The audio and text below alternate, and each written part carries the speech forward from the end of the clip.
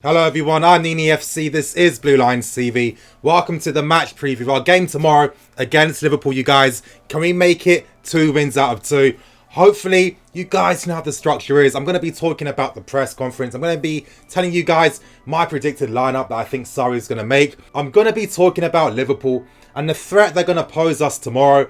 And I'm going to be talking about how I feel that we can get something positive out from the game. But you guys, you know what to do. Smash that like button. Help me get more than 500 likes for today's video. And press the bell notification button as well to stay tuned to all things Blue Lines TV. But yeah, starting with the press conference. Some potential good news coming out from Jurgen Klopp. Van Dijk is still touch and go as to whether he's going to play tomorrow. Hopefully, let's all cross our fingers he isn't going to play. But moving on to Sarri. And Sarri was actually speaking about Eden Hazard a lot.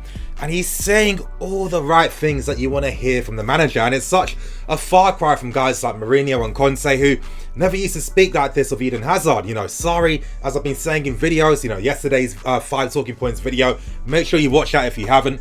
Really encouraging Hazard to really do better, improve himself, and work on his weaknesses. Sarri stated that he feels that Hazard's only at 70 to 80%, which is still quite amazing if you think about it. And Sarri said that Hazard needs to apply himself more in training to get that extra 20% out. And let's be serious, you know, excellence is something that you work at every single day. Sarri also spoke about how Cesc and Cahill did very well.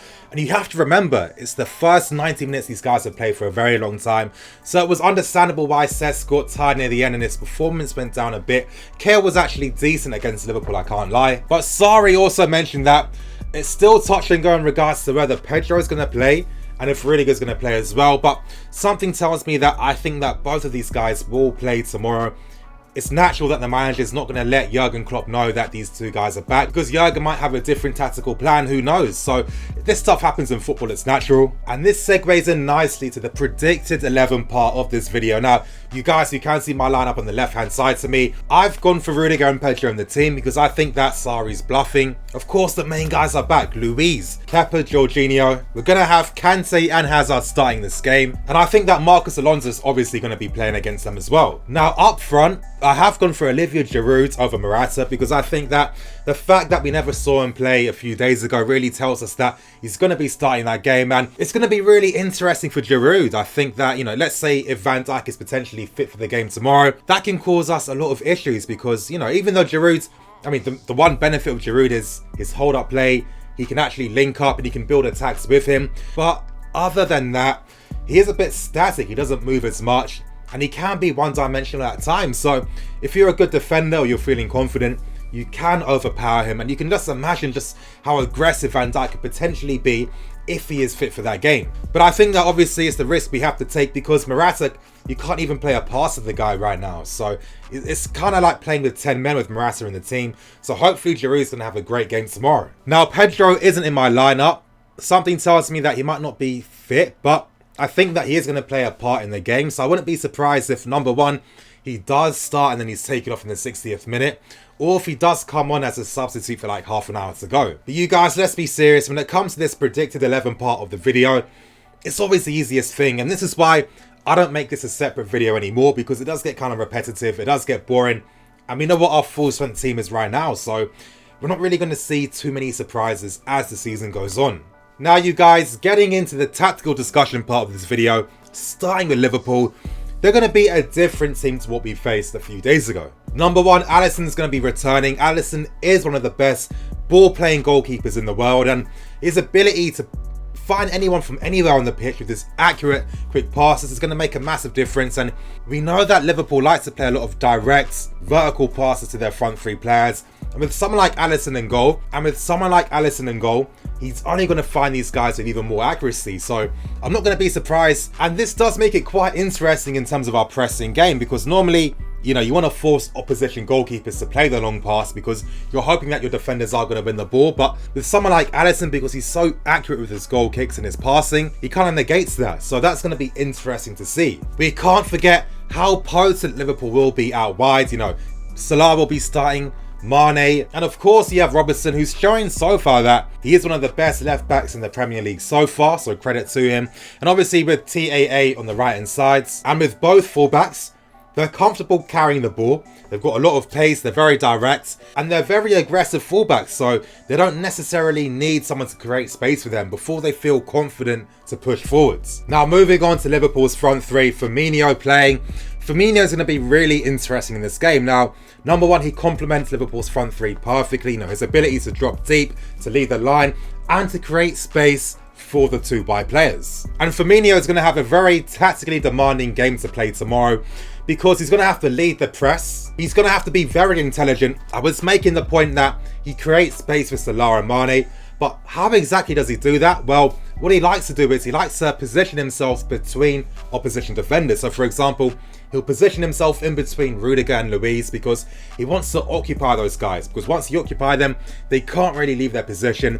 And that's when he can try to create overloads out wide. And this is why Salah and Mane have had so much joy this past year. And with Firmino playing like this actually creates the spaces in the channels for those vertical direct passes to the front three. And you can imagine what type of area Liverpool are going to be hoping to target. That's going to be down that left hand side. Obviously, it is pretty slow compared to the opposite side. With Marcos Alonso, we've seen that when he comes up against opposition players that are very direct, very fast, and will take him to the byline or cut inside, he has struggles. And when you have Trevor Arnold and you've got Salah cutting inside as well, it is going to make it very difficult for him. But when we face Liverpool tomorrow, it's not going to be a case of them just pressing gung-ho and pressing high. Under Klopp now, they're very sophisticated and they're very adaptable as well. You know, you constantly see Liverpool swapping formations all the time.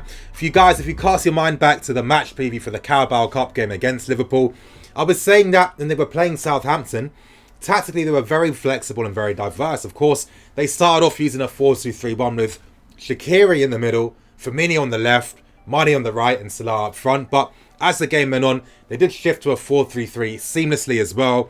And they constantly do that every time. Whether it's sitting a bit deeper near their goal, near the halfway line, or pressing very high, all the Liverpool players are in sync.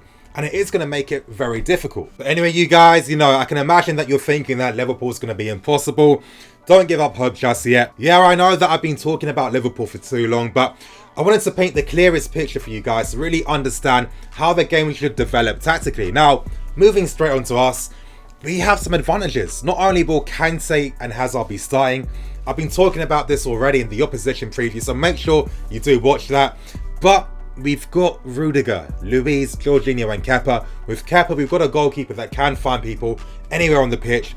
Rudiger and David Luiz are like two playmakers, two additional playmakers, I must say.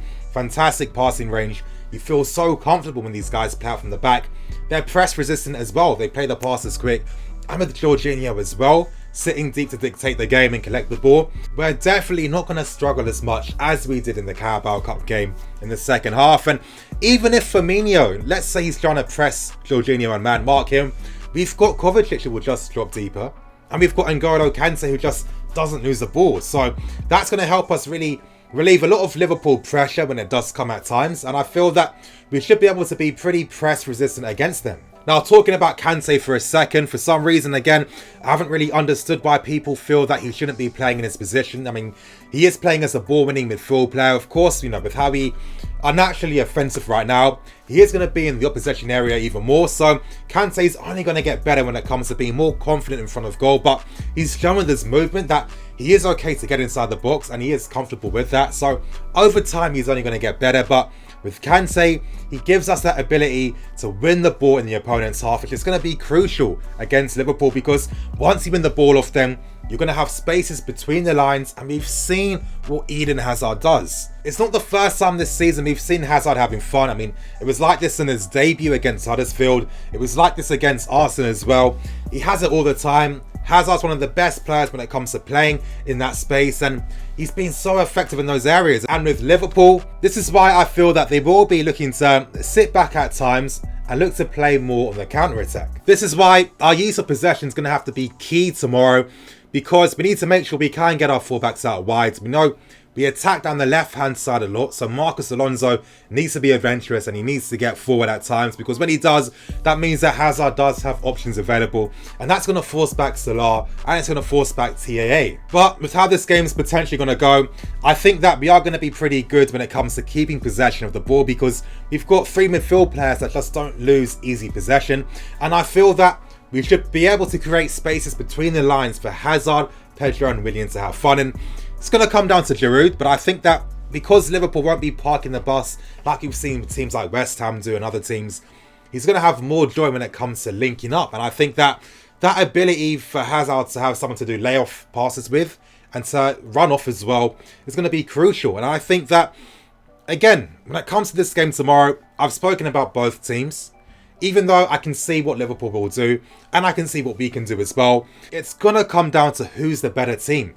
Every player has to be on their A game. No one can lose sloppy possession of the ball. Players need to play to their best abilities. That's how hard and that's how tough this game is going to be. Liverpool aren't the same team anymore. They've evolved, they've got much better, and they're clear title contenders. And so far, this is going to be Sarri's greatest test as the current Chelsea manager. But again, I see this game going two ways. I either see it being a high-scoring draw, for example 2-2 or 3-3, or I see us winning this game and it could potentially be 3-1. And I think for that result to happen, it's going to come down to who scores the first goal. I really think if you score the first goal against Liverpool, that's going to give us more space on the counter-attack and for that space to be created in midfield for guys like Hazard, Kovacic and Co to play in. And I think that could help swing the game in our favour, but there's a lot of circumstances and context for that to happen. As I'm saying, it's either going to be 2-2, a high-scoring draw, or it's going to be 3-1 to Chelsea. But anyway, you guys, thank you for watching. Please like, comment and subscribe. Let me read your thoughts and opinions down below.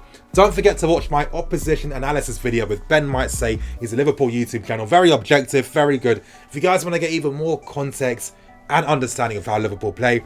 Thank you for watching. I'm the EFC. This is Blue Lines TV. Signing out.